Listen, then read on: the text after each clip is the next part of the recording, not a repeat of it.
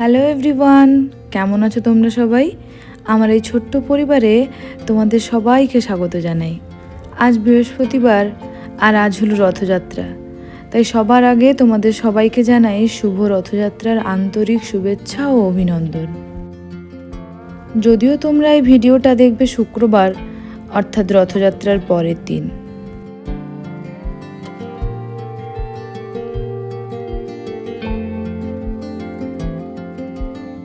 সকালের শুরুটা হয়েছিল কিছু ছোটোখাটো ঘর গোছানোর কাজ দিয়ে। ওদিন যে বাড়ি ডিপ ক্লিন করলাম, তারপরে আর এই সোফাটাতে কভার পরানো হয়নি, তাই আজকে ওটাই করে নিচ্ছিলাম।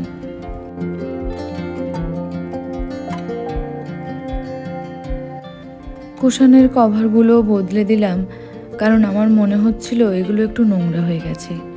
আসলে আমি একটু হালকা রঙের জিনিস বেশি পছন্দ করি, কিন্তু তার একটা অসুবিধেও আছে, কয়েকদিন পর পরই ময়লা চোখে পড়ে যায়, তাই মাঝে মধ্যেই কভারগুলো বদলাতে হয়।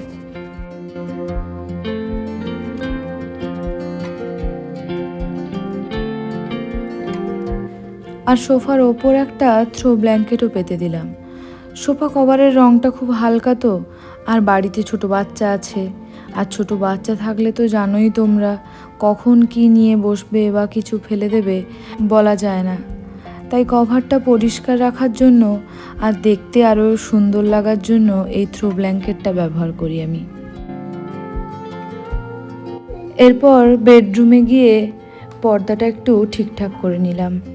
আর সাইড টেবিলে যে আমার স্নেক প্ল্যান্টটা থাকে, বৃষ্টি হচ্ছিল বলে ওটাকে একটু বাইরে রেখেছিলাম, এখন আবার এনে নিজের জায়গায় রেখে দিলাম।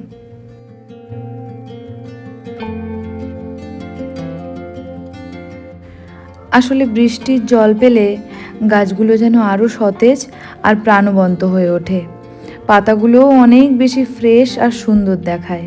তাই সুযোগ পেলেই বৃষ্টির সময় গাছগুলোকে একটু করে বাইরে রেখে দিই।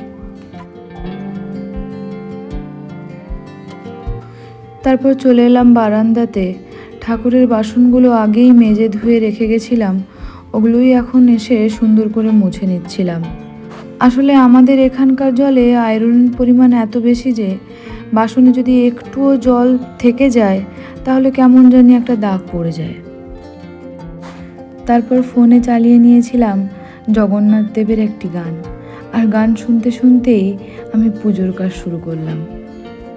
আমার সবচেয়ে প্রিয় কাজগুলির মধ্যে একটি হলো রাধাকৃষ্ণকে মনের মতো করে সাজানো, তাই আজ ওটাই করে নিচ্ছিলাম। আজ ওনাদের পোশাক বদলে দিলাম, কৃষ্ণকে নিজের হাতে ধুতি পরিয়ে দিলাম। এই ধুতি পরাতে অনেক সময় লাগে জানো, অনেক সময় আর ধৈর্য নিয়ে এই কাজগুলো করতে হয়।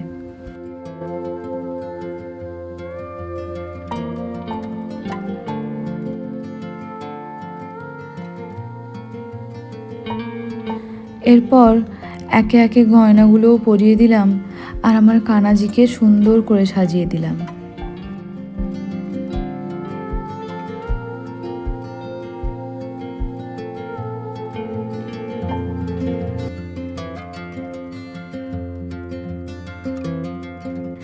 আজ রথযাত্রার দিন, তাই একটু যত্ন করেই সাজানোর চেষ্টা করলাম, যতটুকু আমি পারি আমার মতো করেই করি।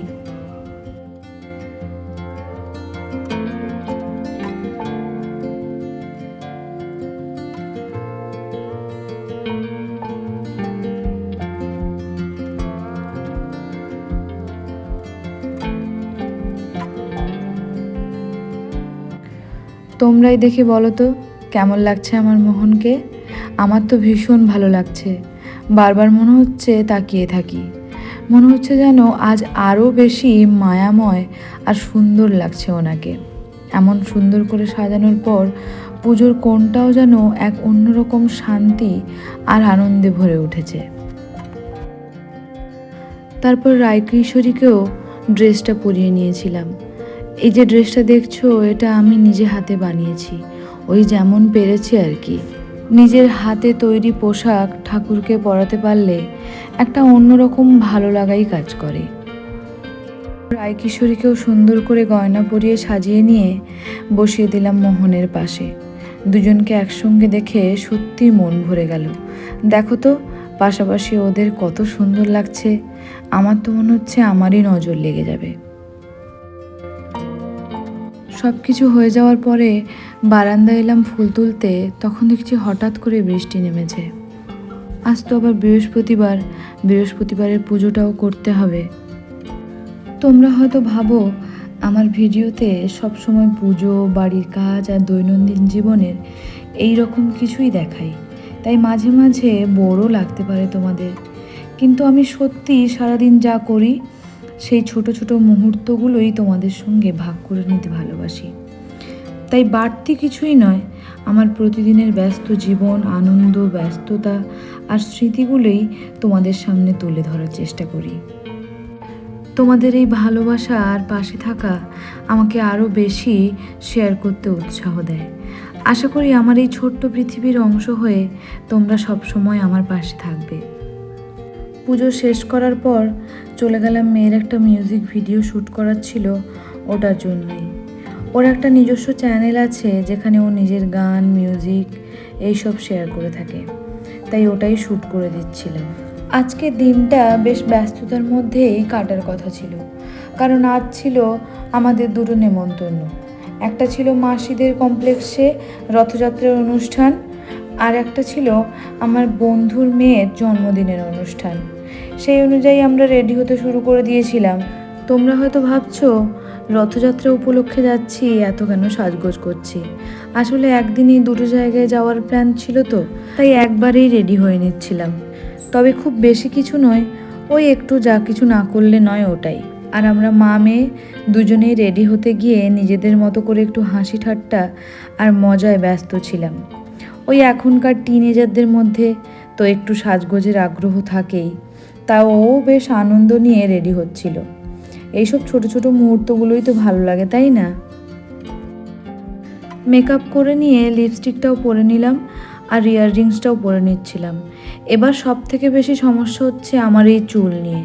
কি যে হেয়ার স্টাইল করবো আমি কিছুই বুঝতে পারি না।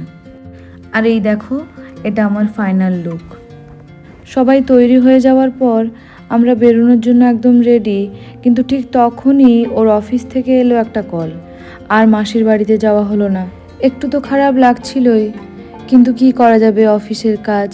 তাই অফিসের কাজ মিটিয়ে সরাসরি জন্মদিনের পার্টিতে যাব বলেই নিচে নেমে গেলাম। আর নিচে নেমেই আমার ছেলে এক দিদির রথ পেয়ে ওর কাছে পারমিশন নিয়ে ওটা নিয়েই একটু টেনে নিল।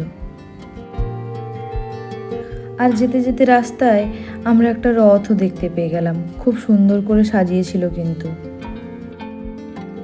কিছুক্ষণ পর আমরা পৌঁছে গেলাম জন্মদিনের অনুষ্ঠানে। ওখানে গিয়ে প্রথমে কেক কাটিং হয়ে গেল, সবাই মিলে জন্মদিনের শুভেচ্ছা জানালাম, ছবি তুললাম, আরও সুন্দর সুন্দর মুহূর্ত কাটালাম। আর এইসব পার্টিতে বাচ্চাদেরই তো বেশি উৎসাহ দেখা যায়, তাই না? আর এই যে দিদি, ওনার মেয়েরই জন্মদিন ছিল, আর উনি পায়েসটা এত সুন্দর বানিয়েছিলেন, আমরা খুব মজা করে খেয়েছি। তারপর সবাই মিলে ডিনারটাও করে নিয়েছিলাম। আর এত গল্প আর আড্ডাতে ব্যস্ত হয়ে পড়েছিলাম যে তারপর আর ভিডিও নেওয়া হয়নি। তারপর বাড়ি ফিরতে ফিরতে অনেক রাতও হয়ে গেছিলো, সবাই একটু ক্লান্তও হয়ে পড়েছিলাম, তাই আর কোনো ভিডিও করিনি। তাই আজ সকালে বসেই ভাবলাম ব্লগটা এবার শেষ করি। গতকাল দিনটা খুব সুন্দর কেটেছে।